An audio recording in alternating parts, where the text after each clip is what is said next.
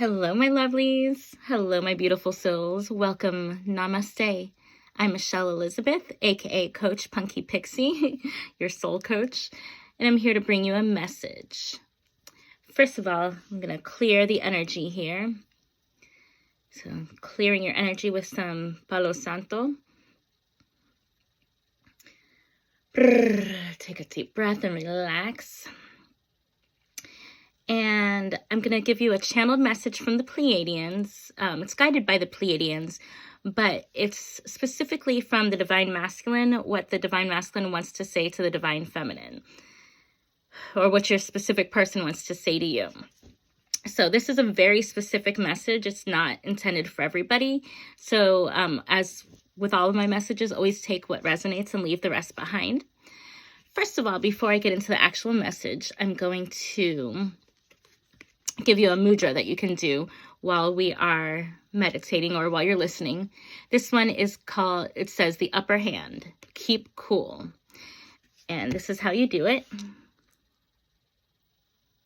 Basically, you're making a fist with your left hand and then putting your right hand over it like that. And let me read what it says on the back first. It says, Mushti Mudra, fist seal. A fit of rage always works in the end like an own goal. And scientific research tells us that it makes the brain more susceptible to further outbursts. Rage releases adrenaline, and this makes one aggressive whilst at the same time consuming energy. First, let off steam by drumming your left fist several times into the palm of your right hand. So, do that. Actually, that feels really good.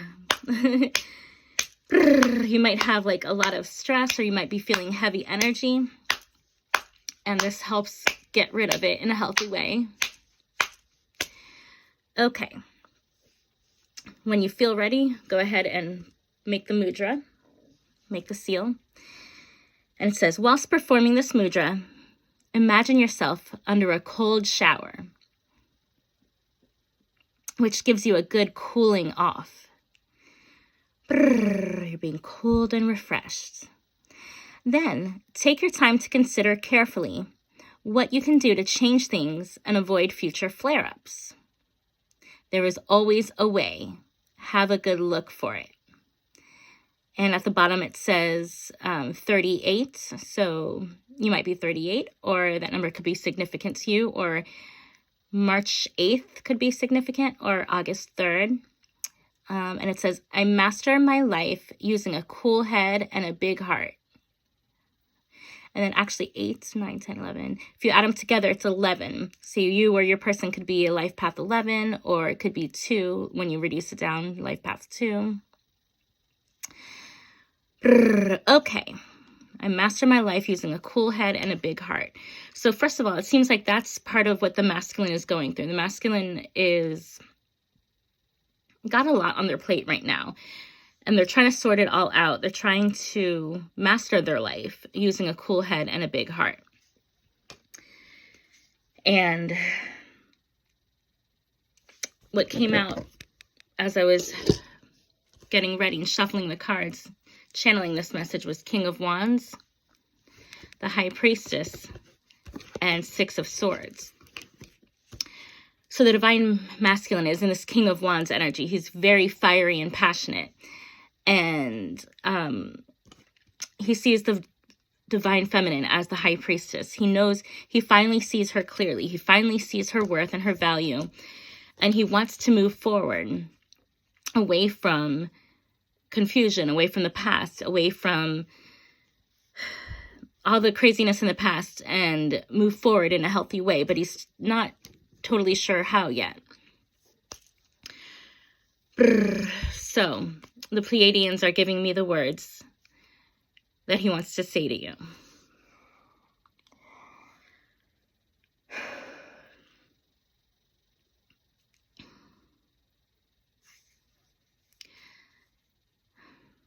My love, I don't know how to do this. I don't know where to start. I don't know exactly what to say. I have all these feelings inside of me. And I don't know how to get them out. I usually run from my feelings. And I know you know that. I know you've noticed because you're the high priestess.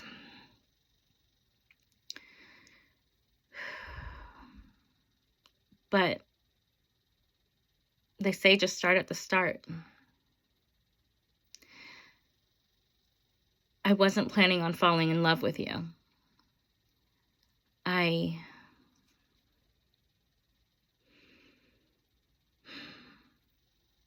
wasn't ready for you. I thought I wanted love. I felt like everything in my life was starting to go well, but there was something missing. I felt like love was the one thing that was missing from my life. And I wished for it. I hoped for it. I prayed for it. I looked for it. But it was never there. And then you walk into my life,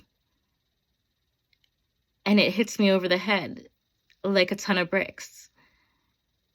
But the timing wasn't right. The circumstances, I felt that the circumstances weren't right. I was too concerned about what everybody else would think.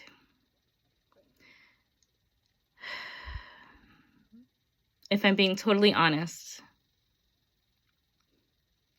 I let my ego and pride get in the way. I was too worried about what other people would think, what other people would say, how it would look.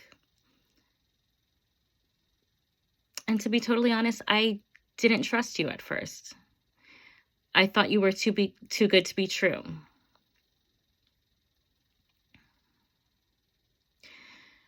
I'm so used to superficiality. I'm so used to people wanting something from me, people projecting an image, saying what they think I want to hear, doing what they think I want them to do, just to get something from me. And here you are, this perfect angel, this exactly everything I had hoped for and wished for, but didn't think was actually real. I didn't think all of this could happen.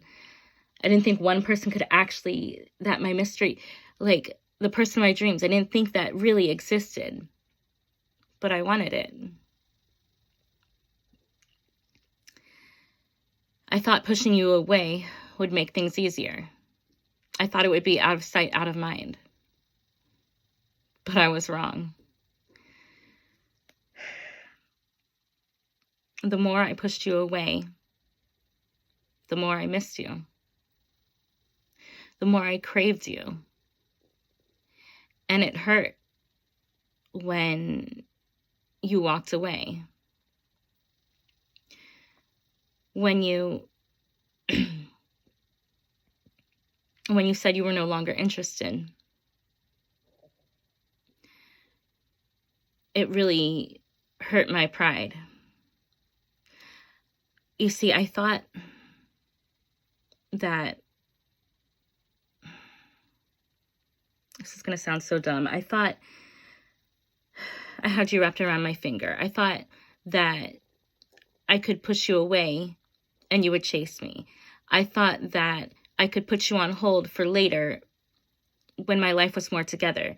You see, the thing is, I act like my life is together and I project this image and I want people to think my life is together, but it's really not. And you're the only person who really saw that. Or at least, maybe I'm wrong. I was wrong about this. Maybe I'm wrong about that. But I felt like you were the only person who could see the real me. The only person who could see that my life was falling apart and that I really didn't know what I was doing.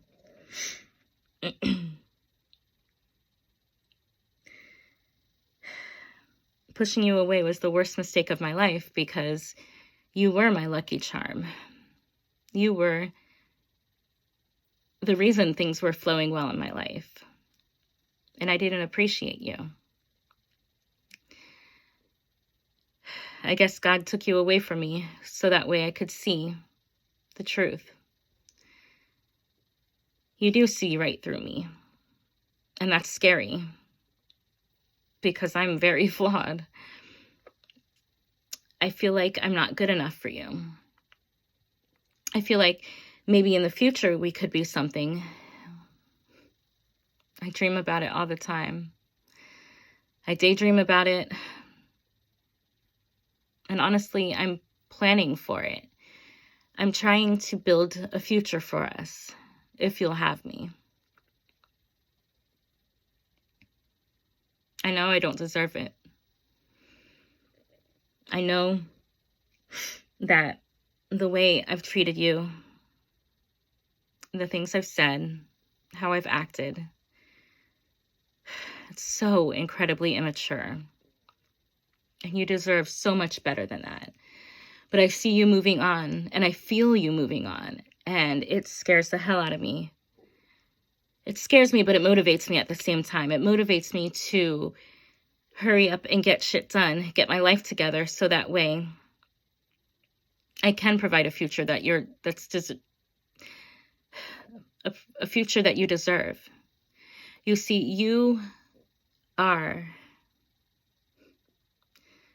God, I never talk like this, and I know it's going to sound crazy, but you are a goddess. You are an angel. You are everything I've always wanted. And you deserve the best of me. And right now, I'm not the best of me. Right now, I have so many flaws, and I don't have a stable foundation. I want to build a stable foundation for you, for us, for our future. I really don't know where to go with this. Because I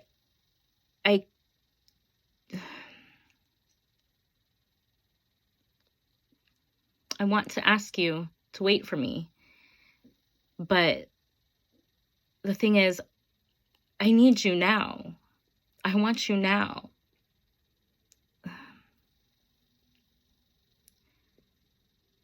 And maybe I know how nurturing you are and how loving you are and how unconditionally caring and kind you are.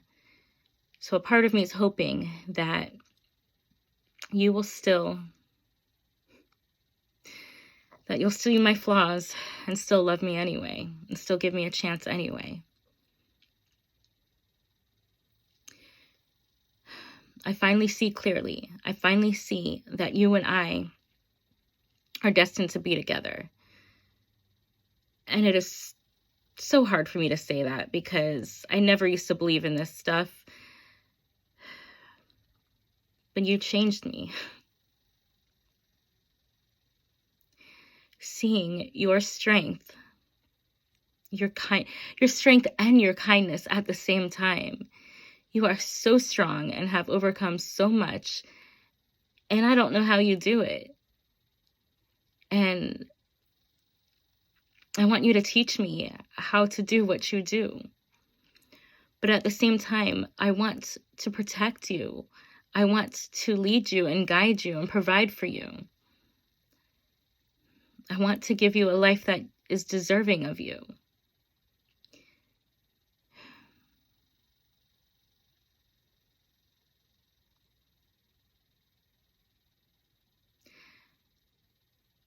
I don't know what else I can say. I just had to get this off my chest because I know there's so much that's been left unsaid between us. And every time I see you,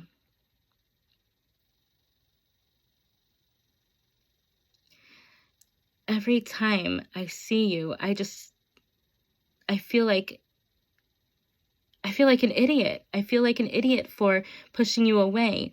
And I want to tell you all these things, but the more time passes, the more it gets harder to do. Every time I look into your eyes, I feel energized. I feel whole. I feel like this is home. You are my home. I want to fall asleep with you. I want to wake up with you. I want to come home from, a hard day at work and have you by my side. I want to create with you. I want to make a beautiful life with you. I want to help the world. Like, I've always felt like I had some kind of calling, like some kind of bigger purpose in life, but I didn't know what it was. And I still don't really know what it is, but I feel like with you by my side, we could figure it out together. I guess what I'm saying is I love you and I'm sorry. I'm sorry for everything I've done and said. I'm sorry for the distance. I'm sorry for avoiding you. And that's the other thing, the avoiding. I don't know how to not avoid. I'm trying really hard to work on that. I know I need to stop, but I don't know how to. I don't feel safe. The way I grew up, that's just how things are. And to protect myself, I put up these boundaries and I avoid, and I don't take accountability for things. And I'm so sorry I projected on you and told you that you weren't taking accountability. It was me. It was me. I was afraid of my feelings for you. So I didn't take accountability. But I guess that's what I'm trying to do right now. I'm trying to tell you, trying to take accountability and tell you how I feel.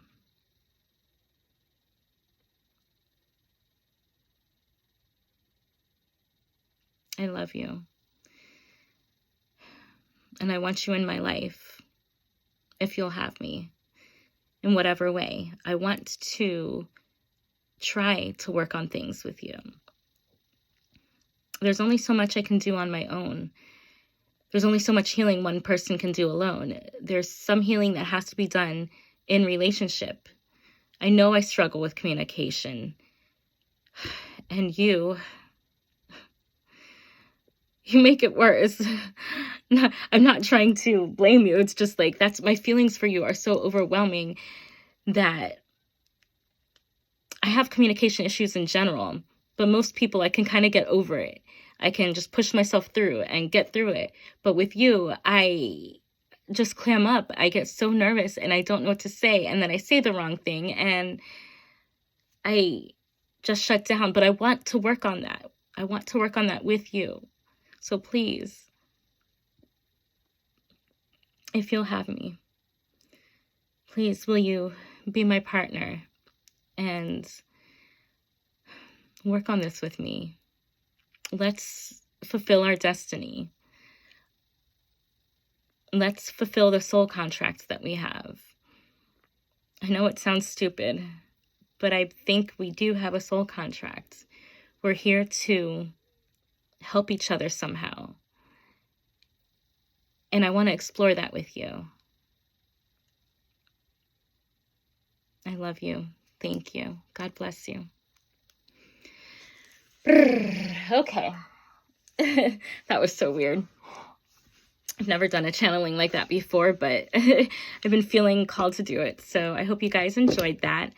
I'm going to give you an affirmation card, and let's see, an affirmation to close this out, and one last, I'm going to do an affirmation and then a crystal card to help with this.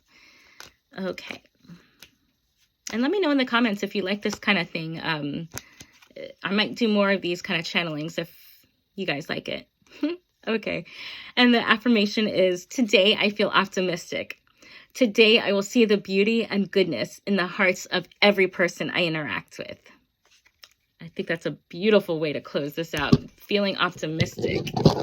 And then let me get a crystal card. What crystal should the collective work with right now? What crystal should the collective work with right now? Brrr. Ooh, rose quartz. Praise God. I love it. Thank you, Spirit. Thank you, Pleiadians, for this message and for having it aligned the way it does. It says, a different kind of love. And rose quartz is for love. And this was a channeled message about love. So, and the number on here is 131. So you might be seeing the number 131 a lot. Or January 31st could be important. March 1st. 3113. Yeah, January 3rd, January 13th. 5 could be important to you. And 5 is the number of change. So there's a big change coming. Be optimistic about this big change coming. A different kind of, and look at this card. It is so freaking beautiful. I love it with the lion, and in his mane, there's like a crown of roses in his mane. It's so beautiful. So meditate with rose quartz and remain optimistic. Even if this message, that was a channeling the 5D version of your person. Your person in 3D might not be acting like that or saying those things to you just yet, because it's hard to move from the 3D from the 5D to the 3D, going back and forth between them. But remain optimistic, because that's how your person truly feels, whether or not they're showing it. So remain optimistic, and that message will come to you, and great things will come to you. I love you all. Namaste. Mwah. Goodbye.